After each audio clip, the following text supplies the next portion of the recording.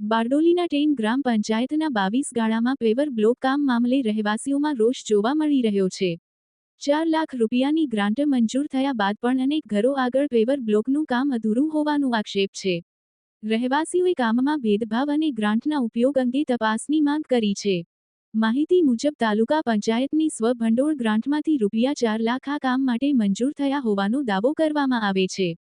છતાં આ રકમનો ઉપયોગ માત્ર 5 થી 6 ઘર સુધી મર્યાદિત રહ્યો હોવાના આક્ષેપ ઉઠ્યા છે।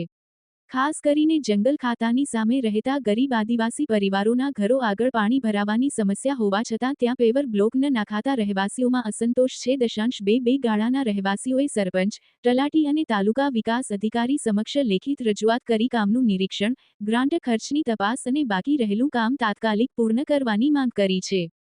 હવે જોવાનું એ રહેશે કે ગ્રામ પંચાયત અને તાલુકા તંત્ર આ રજૂઆત પર કઈ કાર્યવાહી કરે છે। જગદીશ સાટિયા, ન્યૂઝ 14 બારડોલી। જી નમસ્કાર, હું છું વિમલ પરમાર અને હું ટેન ગ્રામ પંચાયતનો એક રહેવાસી છું અને અમે ટેન ગામ 22 ગાળામાં રહું છું।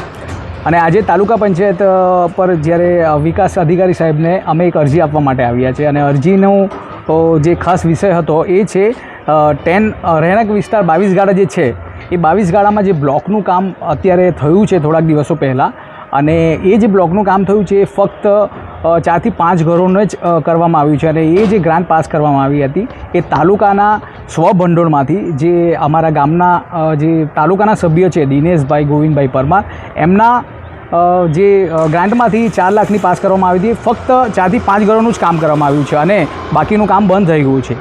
તો અમારો પ્રશ્ન એ છે કે જે બીજા બધા ઘરો છે 22 ગાળામાં આવેલા, એ લોકોનો શું વાંક? એ લોકોના બારણામાં, એ લોકોના ઘરની આંગણે એ જે બ્લોકનું કામ કેમ અટકાવવામાં આવ્યું છે? તો એ પ્રશ્ન લઈને આજે અમે તાલુકા પંચાયત વિકાસ અધિકારીશ્રીને આ અરજ કરી છે કે તમે એનો એક ચકાસણી કરવામાં આવે કે એ બ્લોકનું કામ કેમ અટકાવવામાં આવ્યું છે અને જો બાકીનું કામ છે એ કેવી રીતના પૂર્ણ થશે, ગ્રામ પંચાયતથી થશે કે તાલુકાએથી થશે, એ અમે પ્રશ્ન લઈને આવ્યા છે અને એનું નિરાકરણ અમને જલ્દથી જલ્દ મળે એવી આશા સાથે અમે વિકાસ અધિકારીશ્રીને આ અરજી આપી છે અને બીજી એક અરજી અમે ટેન ગ્રામ પંચાયતમાં આપવા જઈ રહ્યા છે કે ત્યાંથી પણ અમને એક જવાબ મળે અને આગળ આ કાર્યવાહી થાય એની અમે માંગ કરીએ છીએ। ધન્યવાદ।